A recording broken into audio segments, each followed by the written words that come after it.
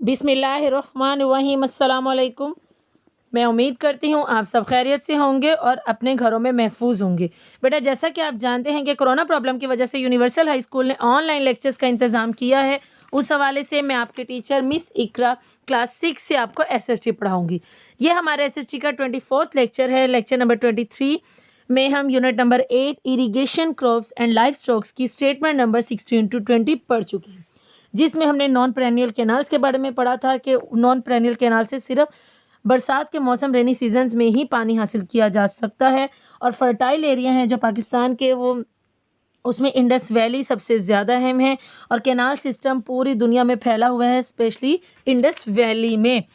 और इसके अलावा हमने डैम्स पढ़े थे, रेसेक dam, Rawal dam, Tarbela dam और मंगला डैम, जो कि सबसे अहम है इरीगेशन प्रोजेक्ट्स हैं पाकिस्तान के। और ट्यूबवेल्स भी एक अफेक्टिव मींस ऑफ इरिगेशन है। होमवर्क में मैंने आपको क्वेश्चन दिए थे, क्वेश्चन नंबर 7 दिया था, write down the important irrigation projects of Pakistan. में आपको टैली करवा देती हूँ। स्टेटमेंट नंबर 19 इसका आंसर है। रेसेक dam, Rawal dam, Tarbela dam and Mangla dam are important irrigation projects of Pakistan. Learning के लिए भी आपको स्टेटमेंट नंबर 16 to 20 दी गई थी। मैं उम्मीद करती हूँ आपने अपना होमवर्क नीटली अपने रजिस्टर और शीट्स के ऊपर अटेम्प्ट किया होगा और अपनी स्टेटमेंट्स को अच्छे से याद किया होगा। अब आते हैं अपने लेक्चर नंबर 24 की तरफ। आप सब अपने एसएसटी के नोट्स ओपन कर लीजिए। Page number 9, unit number 8, statement number 21 to 25 हमने पढ़ना है। पहले मैं रीडिंग करूँगी, उसके बाद आपको डिटेल समझाऊँगी। स्टेटमेंट नंबर 21 देखिए। Tube wells work by means of electricity and oil engine. Statement 22. A large quantity of water is drawn from the subsoil by means of big pipe. This system is becoming very popular in Pakistan. Statement 23. Persian wheels are the oldest method of irrigation in the world. Statement 24. Another name of Persian wheel is Rahat in Pakistan. Statement 25. Lakes and tanks are used for irrigation in the valleys of western mountains. ये 5 statements हैं। पहले आप इसमें से words underline कर लीजिए जो कि आपके ऑब्जेक्टिव के लिए इंपॉर्टेंट हैं, क्योंकि आपको बार बार बताया जाता है कि आपके आईसीएस में सेपरेटली ऑब्जेक्टिव या क्वेश्चंस नहीं दिए होते। इन्हीं स्टेटमेंट्स में से आपके ऑब्जेक्टिव और क्वेश्चंस बनते हैं। इंपॉर्टेंट वर्ड्स अंडरलाइन कीजिए। स्टेटमेंट नंबर 21 में tube wells, electricity, oil engine. Statement 22 में large, water, subsoil, big pipe को भी अंडरलाइन कर लीजिए, पॉपुलर को भी अंडरलाइन कर लीजिए और पाकिस्तान।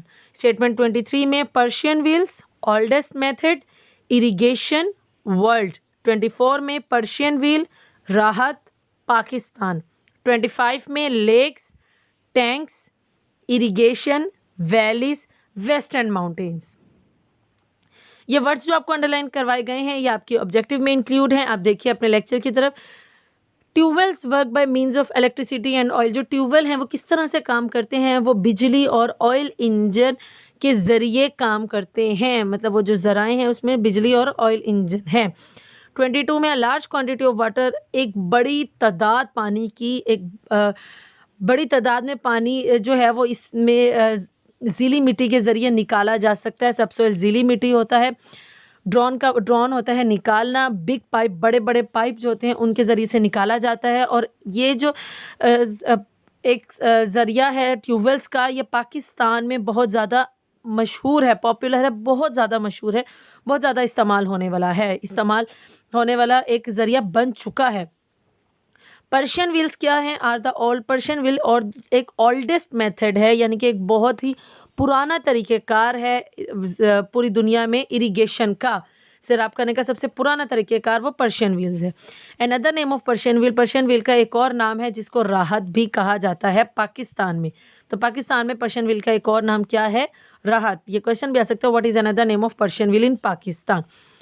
स्टेटमेंट 24 में है, स्टेटमेंट 25 में देखिए, लेक्स और टैंक्स जो हैं वो इरिगेशन के लिए इस्तेमाल होते हैं। वेस्टर्न माउंटेन्स मतलब मगरबी जो पहाड़ है ना, वहाँ की जो वादियाँ हैं, मगरबी पहाड़ की जो वादियाँ हैं, वहाँ पर लेक्स और टैंक्स यूज़ होते हैं इरिगेशन के लिए।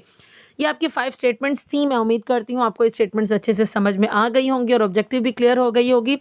अब आते हैं अपने होमवर्क की तरफ। लेक्चर नंबर 24 में आपका होमवर्क है कि आपने इन स्टेटमेंट्स को याद करना है। कोई क्वेश्चन नहीं है, सिर्फ आपने इन स्टेटमेंट्स को याद करना है। Learn statement number 20 to 25 of unit 8।